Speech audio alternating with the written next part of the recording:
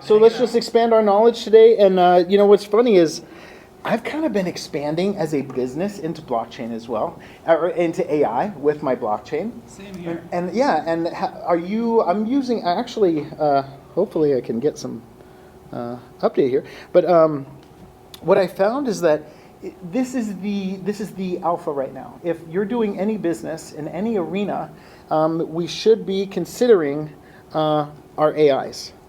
Okay, and so if we're considering our AIs, a lot of individuals are talking about how blockchain is going to be doing transactions, how using AI. But the truth is until we stop sharing the LLM's potential knowledge with a cloud, our IP is at risk. And so when we're dealing with blockchain and when we're trying to create these new infrastructures, and one of the biggest dilemmas that I have is the blockchain infrastructure itself, how the underlying layers work in conjunction with each other. But one of the most important things is right now we're kind of feeding companies a tremendous amount of knowledge. And what we're doing is we're doing that by programming and utilizing their AIs, which are training their LLMs, which are making them more intelligent. And so we have to consider that there are options out there. If we keep training these AIs that are working for somebody else, at some point they're going to say, well, I've got a genius AI and you don't. And that can cause some sort of conflict. So understanding that right now intelligence is becoming one of the most valuable commodities in the world. Building custom AIs is something that we all should be doing because that gives you a grasp into the intelligence arena.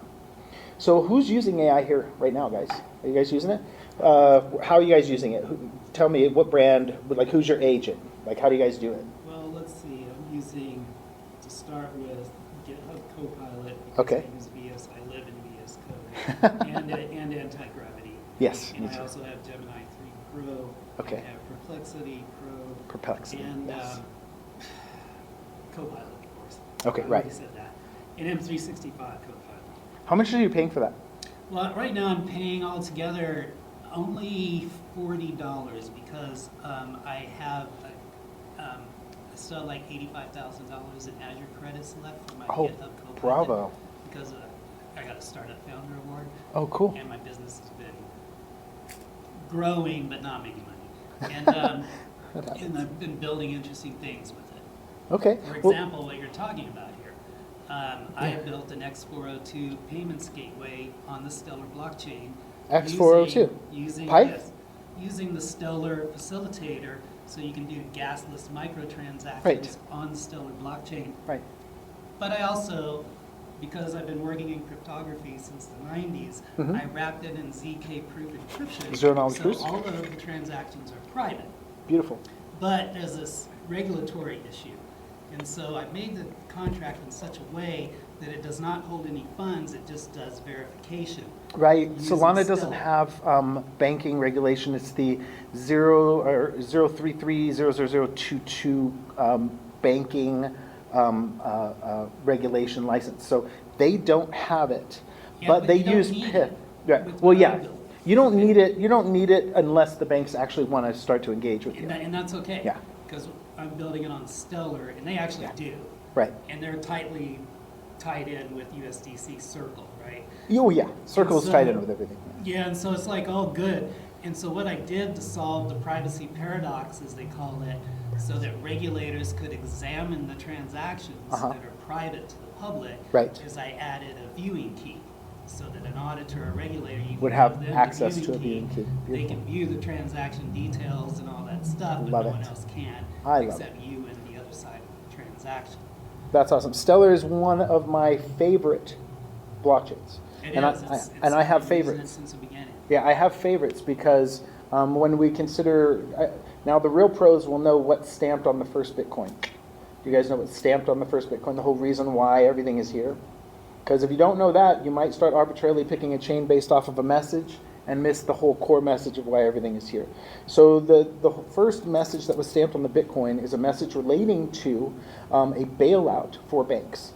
And if you research what that particular bailout was correlated to, It was a bailout correlated to the housing market crash of 2008. And then if you research a little bit deeper to kind of figure out how that housing market crash occurred, what you'll do is you'll find three major financial institutions, banking institutions, and an insurance company that lobbied Congress to reduce a requirement so they could write tons of loans that eventually caused the crash of the market. We call that they unregulated the banks in that moment for this maneuver. And so this took about, I think it was 40 trillion off the top of our economy. As far as homes lost, foreclosures and things like that, when the loans matured. I lost 2 homes. I was a property investor, young. I was like 20, I think I was like 24, 25. I had to own 3 homes. I was living in one and I had 2. And I walked away from that situation owing $90,000 instead of having almost $1 million in equity when I started. I hate to say, but I was on the other side of every one of those trades. So my point in saying that is this is thick, right? So why the hell is a large economic financial crash stamped on the very first Bitcoin? Immutable, can never be taken away. And it's a message, and the message relates to separating money from government. Okay, now there's always rules in history, and we have histories. We separate money from government and religion from money and government. Because if you look throughout history, whenever you fuse 2 or 3 of them, you get too much power and tyranny can ensue. Okay, so look at Stalin, look at Hitler, look at all of these establishments. They were fused. Yeah, there was a fusion. Much harder to see, much harder for it to happen these days because when you see things coming, you can avert them. Which is really nice because I hear a lot of actually, it's like a huge tanker that you can't turn around. Yeah, it moves pretty slow. Yeah, and so when you consider these dynamics and why blockchain is here, okay, so we have these themes and slogans and promises, and then we have reality. Okay, blockchain is here because of an event that caused them to deploy a system that all of us control individually, where we can store, move, and communicate our data without a third party. That is why blockchain is here. It is not a stock, it's not a project or a business. It's a communication grid because we find almost all of our current communications are mediated. Okay? Does that make sense? Yeah. If I could. Sure. I'm an OG and I just happen to know about this because I read the first paper for the World Wide Web, HTTP protocol. That was a war.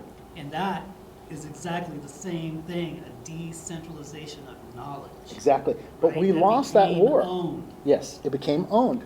And so this is a problem. This was the first time, and I'm so glad you understand this, because now you understand the importance of looking at blockchains granularly, how they work. Do they capture people's value? Do they allow free transactions? Are there mechani within the chain that collude or act nefariously? This is a big deal because what we're deploying for the first time in human history is a freedom rail for us to exchange without third parties getting in the way. Now, I know that takes the turn of the conversation a lot more serious, right? Because now we're not talking about Doge. We're not talking about these fun networks or all these promises that networks are creating. We're actually looking at a very large infrastructure shift, okay, because of a recent manipulation. Now, will this succeed? I gotta be honest, guys, I don't think it will, okay? Because the powers that be are doing everything they can to stop blockchain, regardless of what you're hearing. And they've done it. Yeah, regardless of what you're hearing. What they're trying to do is corral, control, contain, and then continue business as normal. And so the corralling would be right now the mass accumulation of as much Bitcoin as they can. Control would be the media and the news talking about the war all the time, the spending, the debasement, inflation, scaring people out of investments. And then the contain would be how they are building the Clarity Act with the banks to be able to utilize these tokens. And then our biggest fear is that government can now issue money and then issue returns on that money, which is the game, set, match, control. That's it. And do clawbacks. Yeah, and that's it. And do clawbacks. And they're already talking about that. And so if those things are on the table, gentlemen, and we are developers, and we are seeing this world start to evolve, we have a responsibility to look at blockchains and to maintain and use and teach about blockchains that allow us to maintain our freedoms, even if they aren't the most dominant thing on the market. It must exist in a parallel. So when we see the controls, we can say, well, I have another option right here, I'm going to use this instead. Because right now we're deleting all of our options by playing with networks. So has anybody heard of the second largest network in the world? What's it called? I'm not sure what you're referring to. The second largest blockchain network in the world, sorry. Oh, I guess, isn't that Ethereum? That'd be Ethereum. Okay, so let's consider a thought experiment, gentlemen, because you guys are pretty smart. So Bitcoin comes, and it's this wedge against the current system that says, hey, you've been manipulating so bad, you just stole 40 trillion. We're going to put money on a different rail system, and we're going to let the people decide. Boom, there's Bitcoin. Let the people decide. They can either use that, or they can use this.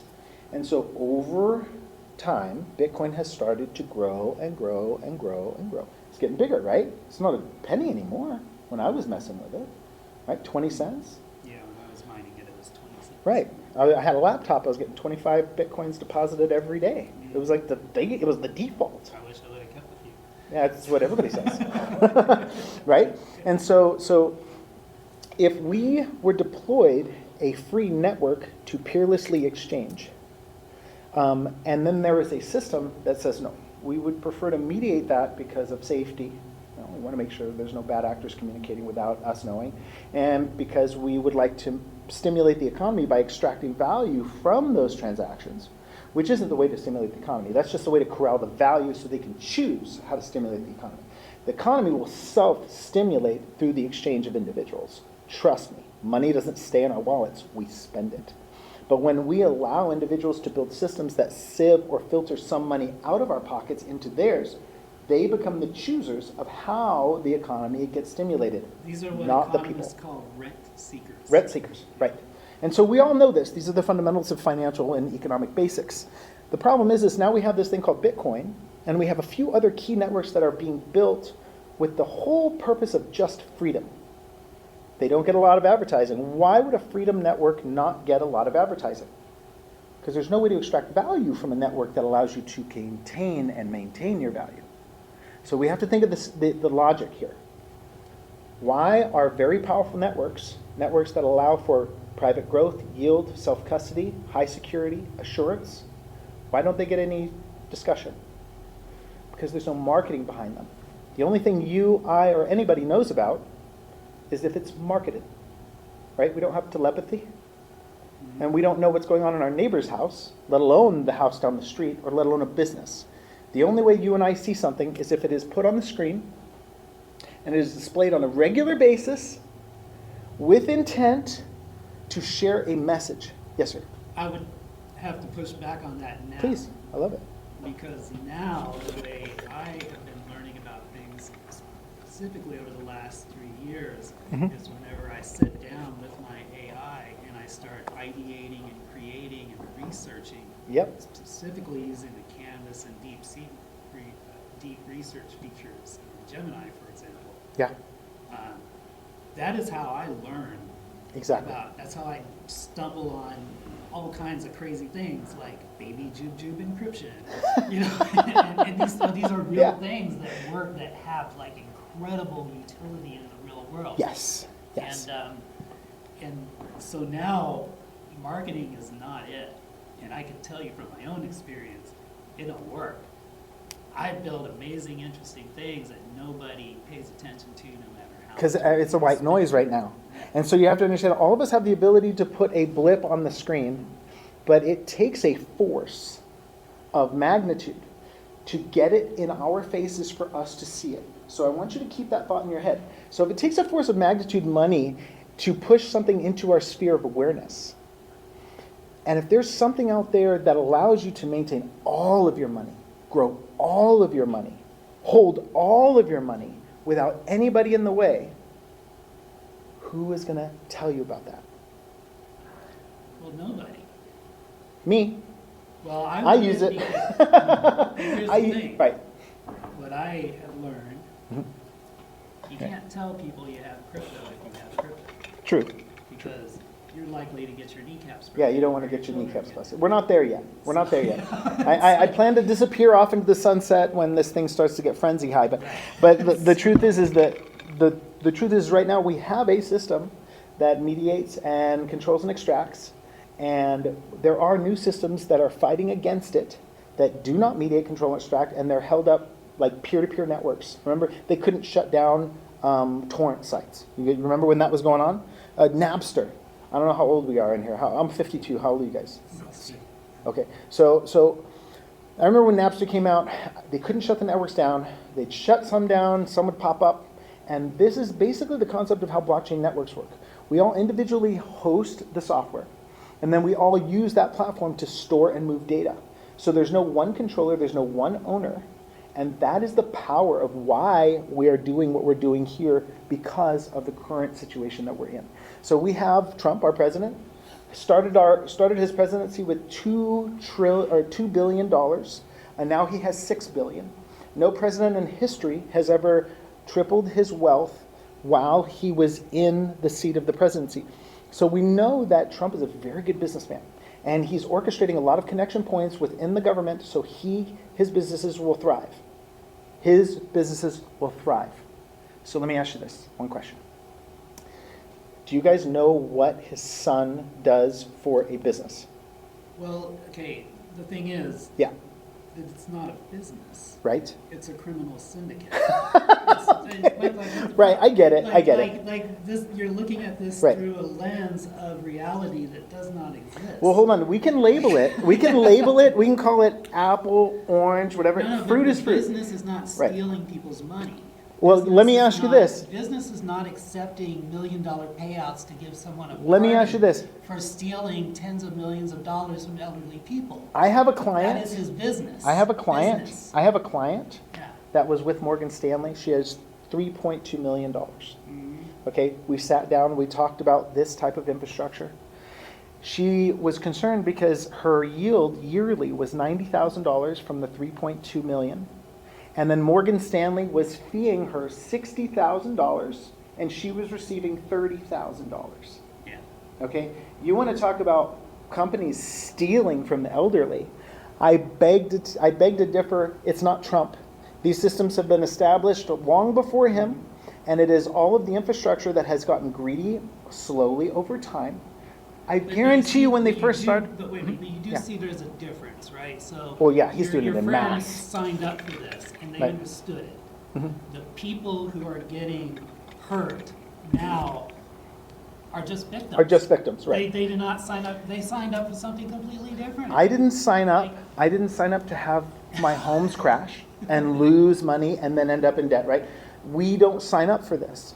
We are in this mix, Well, and in this case, we did because we elected him. A majority of Well, yeah. people chose this or Right. chose not to vote against. right. And to not spin on that too much because this is the current situation we're Now we're here. talking about it. I agree with you, but we also have to understand this is where we are, and because we're here, not reacting causes us to lose.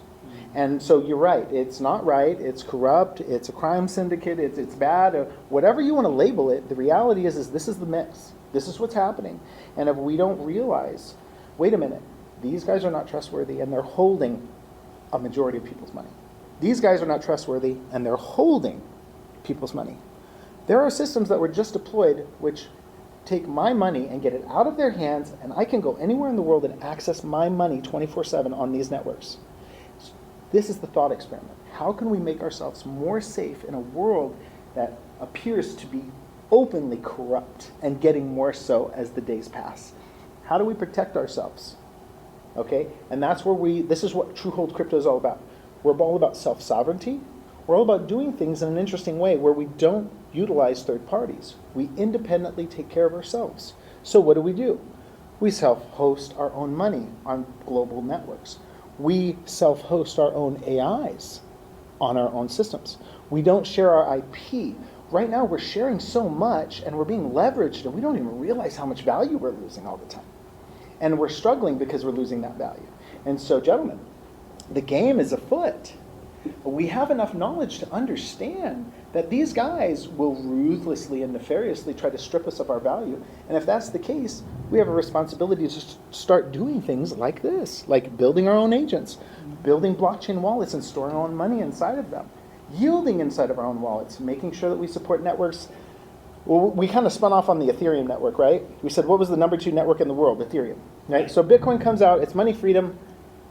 Next network that comes out, Ethereum.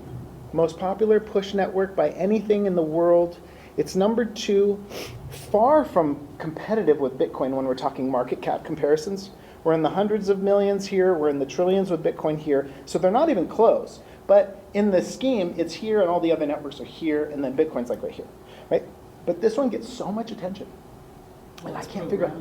programmable. I can't figure out why. Hold on. Programmable is interesting. But when I'm talking about a freedom network to exchange value, do you know what front running is? Yes. Did you watch 60 Minutes? I know quite a bit about MEV. Yeah. Cool. Oh, yeah, MEV. Yeah, okay, minor extractable value. So do you know that 60 Minutes did a expose on the stock market? And front running was discovered there by this new Chinese investor who was watching the market. He says it wasn't responding right. And so CNN deemed the market corrupt. They said, there's front running in here. That's corruption. That's not an honest trade. That's 2 people and a middleman, and the middleman's extracting value. Yeah, it's a feature. It's stealing money as a part of the design. Right, And so when we look at these 2 networks, hold on, this is important, because you've got to really grasp onto this and don't look at it as fun. This is dangerous. You have a network that was designed where 2 people want to do an exchange, and a third person can walk in and make money off of it. Mm-hmm. So what is the whole purpose of Bitcoin? Peerless, peer-to-peer transactions, no mediation. Mm-hmm. And Ethereum has front running. Transaction, a peer, a middleman comes in, and now he can do MEV. what MEV. Okay, so I want you to understand, as a financial network, okay, this should be the biggest freaking red flag on the planet. We cannot have mediators extracting value from our transactions. Sorry, Yeah, nobody picked up on it. You know, there's 2 sides to it, and I'm not on either side. Well, if it was a T-shirt or a lunch pail or a car, I get it. But this is your money exchanged to another person. Nobody should be able to take anything from in between that communication, Right. ever. But their justification is they're running the validator that makes the transaction happen, and they just happen to be able to build a better validator. That's the. So can't mindset everybody behind do it. that? Yeah, anyone can because Right. it's open source. And so So did you that's sign what up? MEV Did you is. sign up to have your fee Well, enlarged? I don't use Ethereum. Right. Did you sign up to have your fee enlarged in the transaction? Well, that's just it. That's why I don't use Ethereum. No, we're not arguing. We're supporting each other here. Yeah, I know, I'm with you. Yeah, I'm with you here. Yeah. But that's my point, is I'm Yeah. synergizing with your negative, that this is a huge negative. Yet, Yeah. it is the 2nd largest network in the world. Yep. Why? Because it was put in our sphere of knowledge. Why? Because somebody put in a lot of money, a lot of effort, and a lot of data to push it there. And so if that's the case, we have to understand choosing networks like Solana, or like, Stellar, which I love. Choosing networks like Stellar, or Bitcoin, or Cardano. These networks matter because of the way they operate, not the promises they make. So I'm a code guy, right? So I see a lot of like networks making promises. Oh, we want to do privacy, or we want to do this, or we want to do that. And then I look at the code and I'm like, you literally doing don't any have the of that. capacity to do any of this. So you're making a promise over here, and everybody's falling for it. They're falling on the knife for it. And there's no regulation to tell these guys to stop lying. And so you have to understand, bad actors are everywhere in the world of blockchain, hence the bad reputation. But something real inside of that mess is happening. And the infrastructure is changing by design to be encrypted, and if we do it right, peer-to-peer. Okay? And if we do it wrong, it's going to be a mediator in there. And then all of a sudden they can delete your money, they can time you out, they can say, oh, you crossed this street, your money doesn't work on that block. It works inside your neighborhood. Right. And don't think these things haven't happened before. This is how China works. This is how they work. So if you think, oh, this can't happen, it can happen, it's happened. But I guess the big question is how do we move the ball in a way to where we can avoid this stuff? And it's about this room. It's about talking to people. And it's about sharing a couple of important things. Right now, there's a big move going on. And it's for multiple reasons, not just one. We're not moving to blockchain just because we want to change our money system because it's been devalued over time. That's true. But we're also switching to blockchain because of NVIDIA. Okay? If you're a developer, were you invited to the Topgolf event for NVIDIA a year ago? I was not, but I'm not on their radar. I'm not Okay, so I was, and the big concern, the big discussion was these new GPUs that NVIDIA's created with AI. The H200s? Yeah, Jetson? yeah, the Jetson chips. Yeah, they're Yeah. so fast. If you couple them with a nefarious AI that pen tests, you can start busting major infrastructure in about 15 minutes. Yeah, you don't even need a quantum computer. You don't even need a quantum computer. And so in this big event, with all of these developers, we're talking about our current existing banking infrastructure, our current existing security systems everywhere, and then we're all looking at these NVIDIA chips going, holy shit, these things can break all of it, and we need to do a migration. We have to do a systematic data migration into an environment that is encrypted. Otherwise, our data is going to be wide open like Swiss cheese very soon. This is why, another reason why blockchain is here. But you know, that data, Yeah. you know, from my Quaker socialist point of view that I was raised in, I don't care.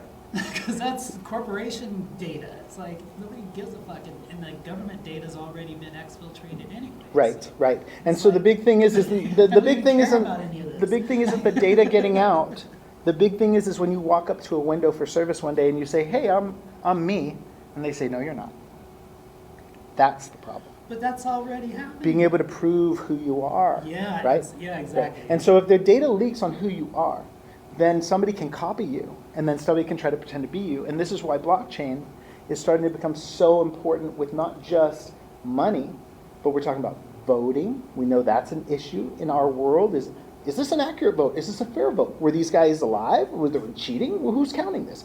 Now we have systems in blockchain, immutable systems, where we can see all the votes live, aggregate, real time. We know there's no cheaters. We know everybody's live and everybody's authenticated. So voting is happening. We also know, so all of these problems that we have are secure infrastructure. Resecure it with encryption, blockchain. Right. Our identity, reprove it with hash on blockchain. I can prove who I am because I can flex this hash. That's me.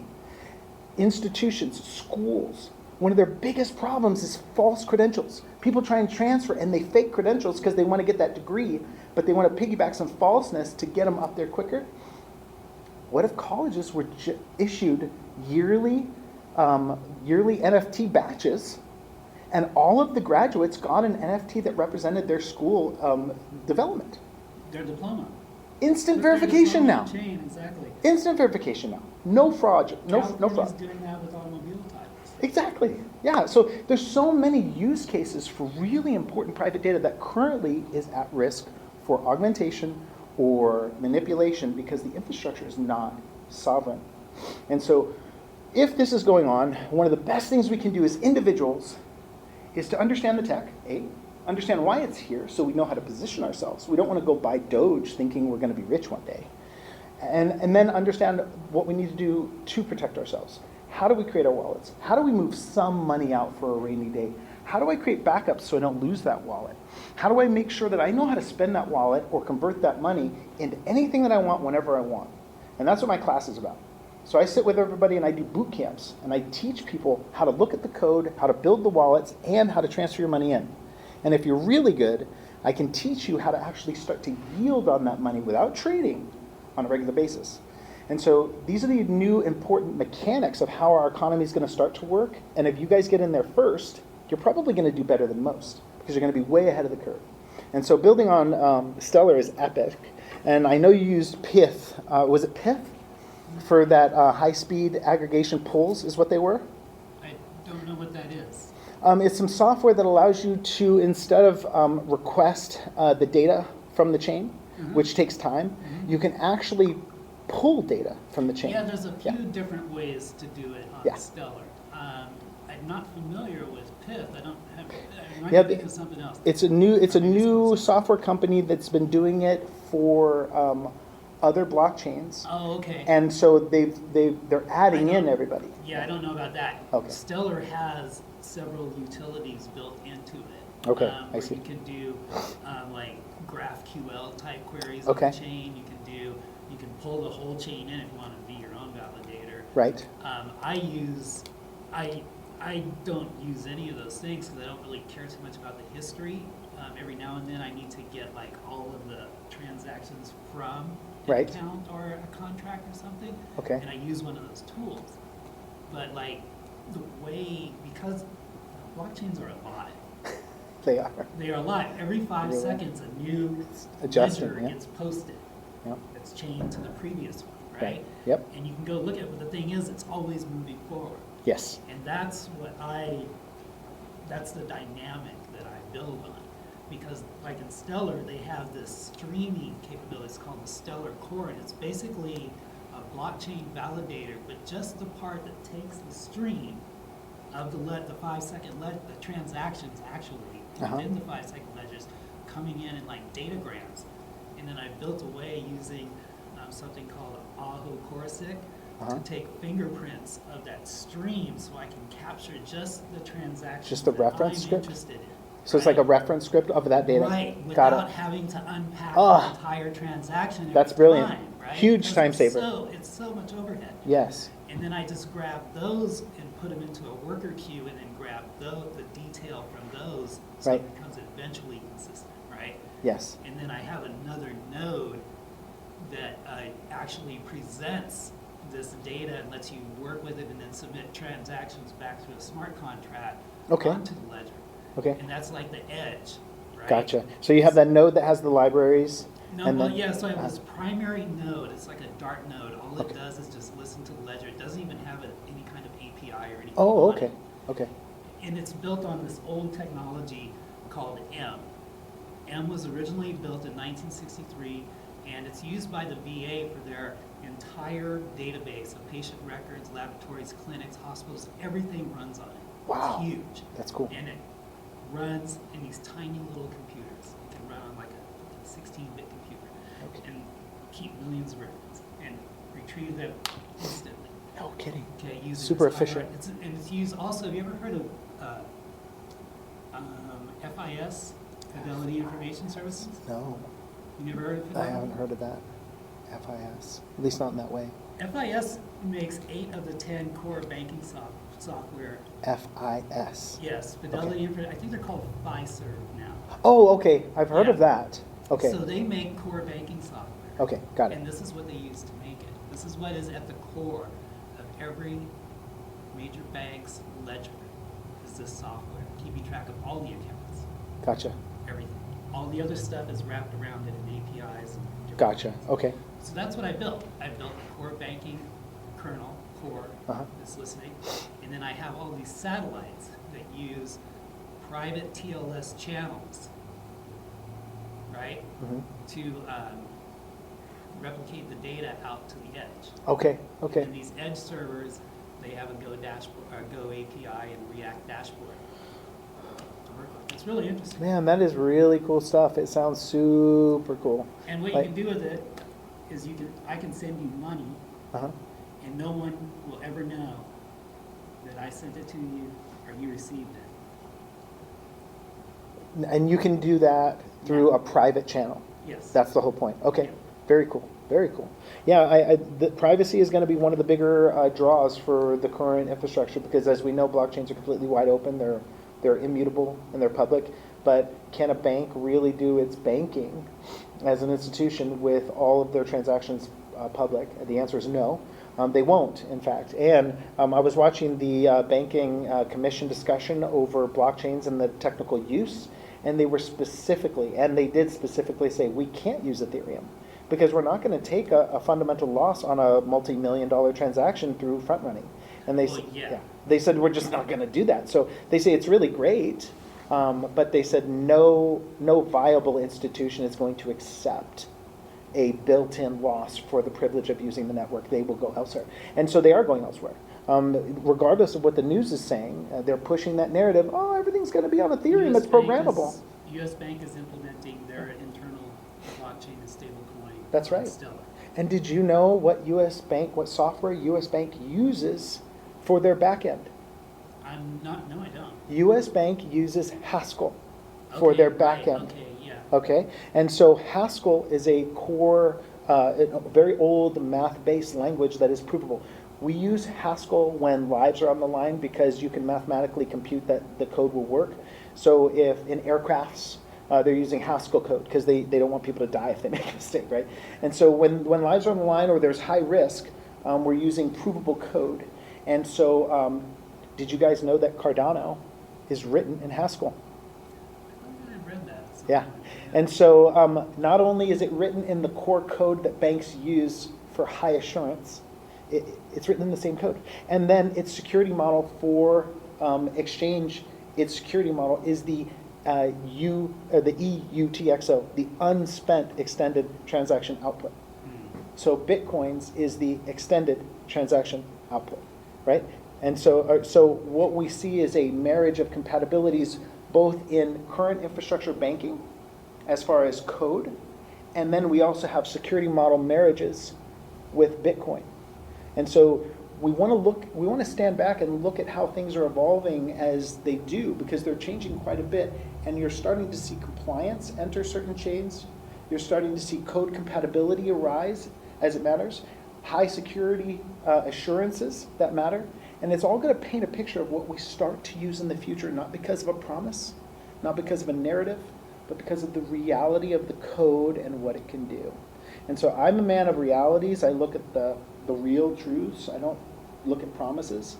And the real truths tell me that our infrastructure is shifting. We should be aware of it. And then our best act is to self-custody at least a portion of our assets so that we can protect ourselves against change. And protecting our assets doesn't just mean our money. It means our intellectual property. And that's why we were kind of talking about this, building your own AI and utilizing the tools to make sure that we can maintain our own sovereignty just got bigger. Because now intelligence is on the docket, just like money was on the docket a few years ago. So we were dealing with controlling our money. A few years ago, the hot topics was crypto, and it will remain so. Even though it's quiet, it's still getting built. Those NVIDIA chips are still coming. Our infrastructure is still vulnerable. So this is going to move. The hype is here. Now we're doing the work, okay? So, and that'll just keep going up. But on the other side, now we can focus on this. Now that we've kind of regimented our blockchain stuff, we got to preserve our intelligence. So that means learning how to build. And you guys, my job is I will sit with you guys, and you're already doing it, but I'll sit with you and I'll teach you how to self-host your own AI. I'll teach you on your own computer how to put in Olama, how to pull down all of the LLMs and use them yourself, which means you can start linking in folders and sharing IP with that LLM because it's just yours. It's not going out for any data. And that's really powerful stuff when we consider that our data is for sale and people are using it all the time. So, layer 1 versus layer is differentiated. Okay, yeah. Section 3, unlocked, unparalleled control long-term. Thanks for indulging me. I spend a lot of time just sitting in front of the screen. No, it's fun. The thing is, guys, this is more of a conversation than anything because we're all doing crazy stuff. Like, I'm working with all self-hosted artificial intelligence all day. I have it generating, even this talk was generated with my AI. I'm doing artificial intelligent video creation. I'm doing all types of content creation with AI. In fact, let me see. I'd love to sit down and collaborate with you. We should, man. I'm doing very similar things. Really? Are you using Turbodex.ai. Check it out. I will check it out, man. So for fun, I'm doing a scavenger hunt for my daughter, and she couldn't attend.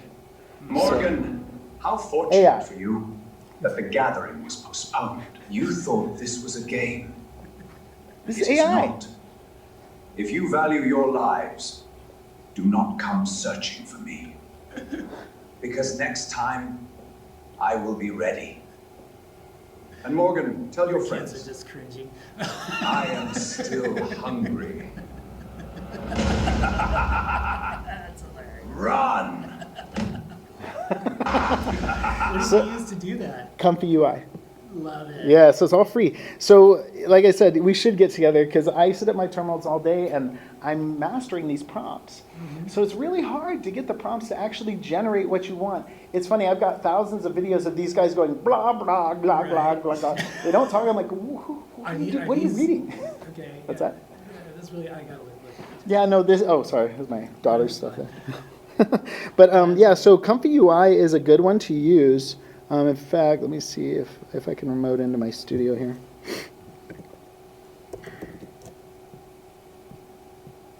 The problem is my audio isn't hooked up. I noticed that earlier. I was like, oh man, without audio it won't be as fun. But let's see. I'm using this right here. Are you remoting into your Mac? Yeah, I'm remoting in right now. So this is my Comfy UI, and let me throw down. Okay, it's just a bad connection. It's a really fast computer, but so this is the prompt to yield that, and then if I had better controls. Yeah, I get it. No, yeah. that's really cool. Oops. I've not done as much with video as Yeah. I'd like to, because I've been deep in code. Yeah, so all of these, and what the problem with all of these is the fact that I don't have audio coming through. So I could play this, but you're not going to hear him do his garble and then his line. And so I was experimenting, but the prompt itself generates all of this. Back behind here, you'll see a couple of these wires. And you guys, this is free, and this is a moneymaker. Yeah. I can't quite zoom out because I don't have the proper controls, but there's a whole workflow behind here, and it's all of these AI modules that you connect together, and they perform certain functions. Is it like N8N or something? The workflows are just like N8N. Okay. Yeah, so everything is stringed together. So if you're familiar with N8N, it's just like that. But Okay. these are graphic AI modules, and they're constantly coming out. People are designing different styles all the time. And so this particular model that I'm using uses text to video. So I simply say, a man in a castle, evil dark elf, blah, blah, But blah. like VO or one of those. And what it would do is this particular model would create that, and he'd be walking, but he couldn't talk. Okay? And so I went into the model and I modified the model, and I put in a lip sync module, and then I put in a voice builder, and then I put in an image recognizer. And so when I threw all those things in, now I can text to image, but the character will be consistent. He can read a line and he can say the line. And so I basically just created a one-stop commercial machine, because all I have to do is build out 10 or 15 scenes, and then bam, bam, bam, bam, bam, and then it gives me 2 to 4 minute sections, and I can build an entire commercial off of that. And so I've been working on a commercial right now for self-custody with a Trezor. And so it's not done yet, but, and I don't have audio. Shoot. Right, I wanted yeah. to show you the commercial because I wanted to do the dark elf off duty. And, you know, kind of like one of those moments where, you know, when I'm not enslaving the world and capturing souls, I'm kind of kicking back and I want to protect my spells. And so I use a Trezor. And so I'm doing a funny commercial like that, but half of the time he's garbling through it, and I just solved the prompt issue because now I've got him speaking properly, just like in that text that I showed you guys. But it's Comfy UI. Write it down. It's free. It's free, guys. What is So Comfy UI? yeah, it's COMFY.UI, Comfy UI, and it's free. And all you have to do is learn how to use it. And I got to tell you, it's one of the easiest tools to learn how to use. You simply download the interface. You download a template. Make sure you have all of the coded modules for that template to work, and hit run. And it works every time. And if you have a PC that's running an NVIDIA card, it does it even quicker. This particular Mac has 196 cores, 2 terabits of memory with an 8 terabit hard drive. So I'm able to whip through videos in minutes, where most people it would take them, you know, maybe 10 or 15 minutes. Yeah, that's some hard. I don't think you can buy that right now. That's so expensive. Yeah, I had to custom this. I actually went to Apple, met with their business, and then we designed it, and then they shipped it out, had it custom made, and then shipped it to me. Because I said, look, I need something that can run LLMs like a workhorse, and I need it to be running multiple ones. And they said, well, you're going to have all this memory. We don't make it that way. I said, well, can we build it? And they said, yeah. Well, that's cool that you're Yeah. able to do that. Yeah, go to their Apple business, and then they can custom build. And what's really nice is after you use the computer for a while, they'll give you an incredible trade-in on the value to keep you getting the next ones, which is Got really it. cool. So you feast in with a big pay the first time, and then all your other upgrades are much, much cheaper. That's Yeah. kind of in their business model all along. Keep you coming back for more. Yeah, for sure. So please use Comfy UI, and please, please, please, self-host your AI. This Yeah. whole talk is about sovereignty. My big focus is financial sovereignty, IP sovereignty, and self-sovereignty. So I also do peptides. So I do anti-aging peptides, I do healing peptides, I do weight loss peptides, muscle growth, and brain enhancement peptides. Would So- you like to distribute our vegan lip balm? It's called Faceplant. Oh, nice. What a fun name. Yeah, so if you guys are interested in dropping some pounds, gaining some muscle, I'm 52. I was getting pretty heavy there for a while, and I was feeling pretty slow.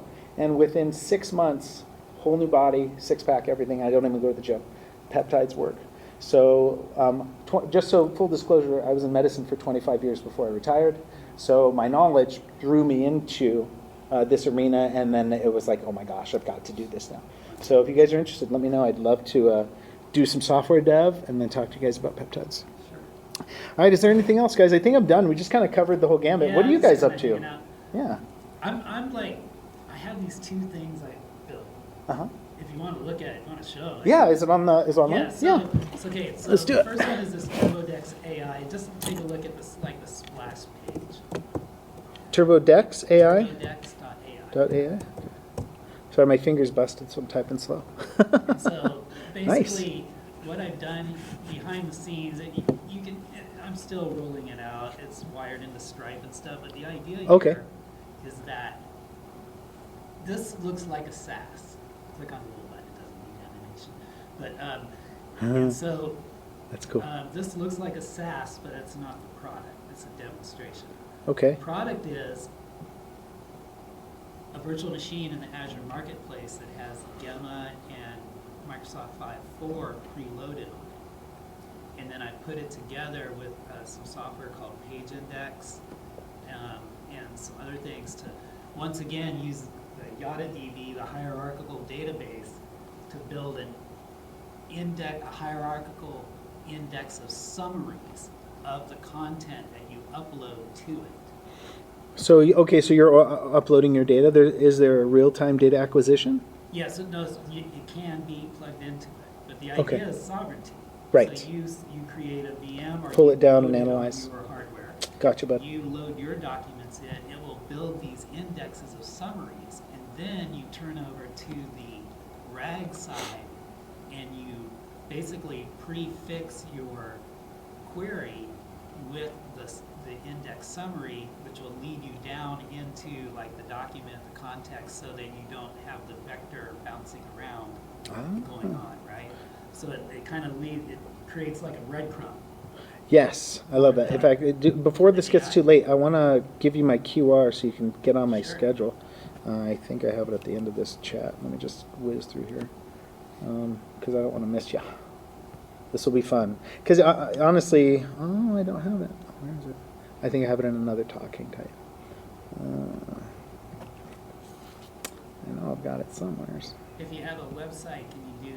It's Truehold Crypto, trueholdcrypto.com. Yeah, so I can go True. Yeah, True. Yeah. Truehold.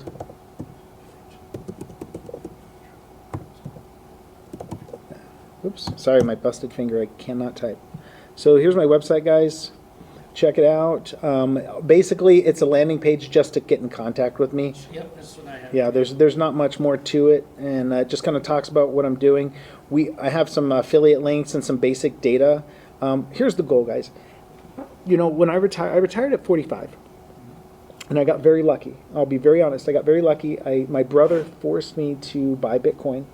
I didn't know what it was, nor did I understand it. But in 2012, he was a full stack engineer, and he got the white paper on his desk, and he's like, "Hey, we need to start buying this. This is going to change everything." And I didn't even know what he was talking about, not even close.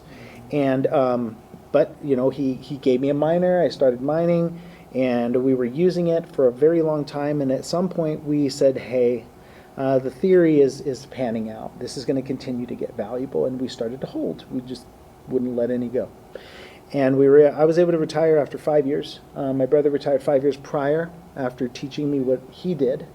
And so the way we're looking at it, the way these cycles are moving, is if people strategically position themselves, what they're going to witness is as the infrastructure shifts from the old system to our new required system because of security and risk, there's going to be a value transfer. Right now we have the empty wells of these blockchains that are being constructed, but the intention of these blockchains is to hold value securely. And so the trick is understanding that, realizing which blockchains will prevail over time. How do we do that? We look at history. How does value persist? What makes value persist? Why do things become valuable over time? What do humans perceive as valuable, and why? And when you start to understand that, which is what I've been researching for the past 8 years, now we kind of settle on networks of freedom. And now we settle on networks that allow and solve problems that we're currently having in our society, like voting, yield, privacy, control, right? And so when you start to really understand that, it funnels you down to a very specific environment. And the environment looks like a Bitcoin, Cardano, Stellar type environment, amongst other chains, a few other chains for utility and for supply chain aggregation, for data, for institutional deployment of credentials, stuff like that.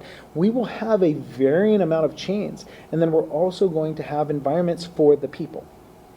And the environments for the people are going to look like this. You'll be able to self-custody, you'll be able to grow your wealth, you'll be able to vote, you'll be able to choose how your money is spent, where your money is spent, and when. Not all blockchains actually fit that metric. And so the whole purpose of why I come here is, I've got time, okay? I've got nothing to do but time. I get to make things for my daughter. I get to secure my financial future. And I wanted to share what I learned a while back ago that put me in this seat. Because I'm not a genius.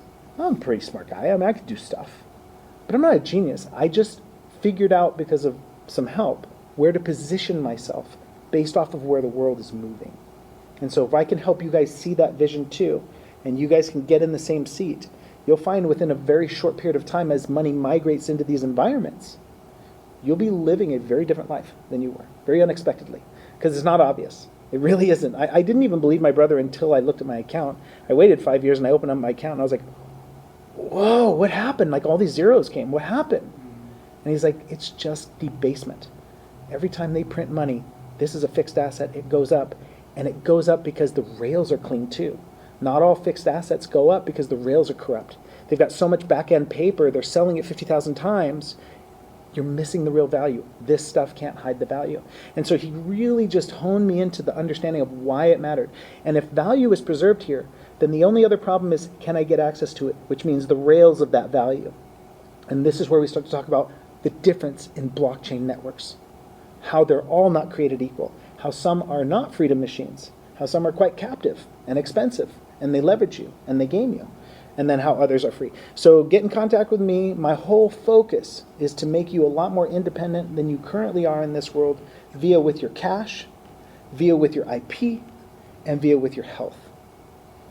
It was just my experience in life. I've always been helping people. I was a firefighter when I was young. I went into medicine, retired from there, got into software, started building software, and now I'm here, gentlemen. So I'm happy to assist you and enlighten you and show you anything that I can that'll make your life brighter and better. Best thing I can ask for you, please tell people. Tell people about blockchain. Tell people, hey, maybe we should look into it. Go to Tech Alley with me. Let's start talking. Or let's get on the phone with this guy and start talking, because the only thing I can do for you guys is share. I don't have a fee. I don't have a cost. My knowledge, and I hate to do this because a lot of people are like, oh, well, it's free, there's no value. This is very valuable stuff. Youth, money, and your ability to grow your life is very valuable. So anyway, enough about me. I love you guys. Thank you so much for hanging out with me today. Thank you for talking. I really appreciate all your insight, and I can't wait to meet up with you. I really can't. Yeah, it's going to be fun. Yeah. Nice presentation. Thank you, brother. I appreciate you guys. I actually got one today. The screen's working. What's up, man?